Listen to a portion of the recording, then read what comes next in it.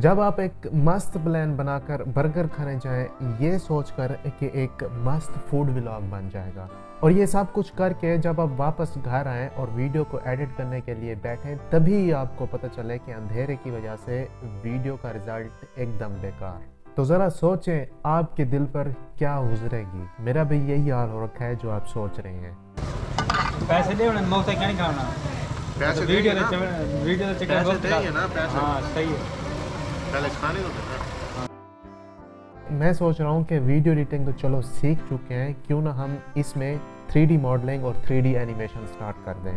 तो मैं ऑलरेडी कुछ क्लासें ब्लेंडर की ले चुका हूँ। जिनको नहीं पता, ब्लेंडर एक 3D एनिमेशन और 3D मॉडलिंग का फ्री सॉफ्टवेयर है जिसको आप क्रोम ब्राउज़र से आसानी के साथ डाउनलोड कर सकते हैं। ब्लेंडर को बहुत ज़्यादा मूवीज़ में भी इस्तेमाल किया गया है। यही वजह है कि ब्लेंडर की डिमांड मार्केट में बहुत ज़्यादा है, यानी कि 3D मॉडलिंग की। तभी मैं ये सीख रहा हूँ।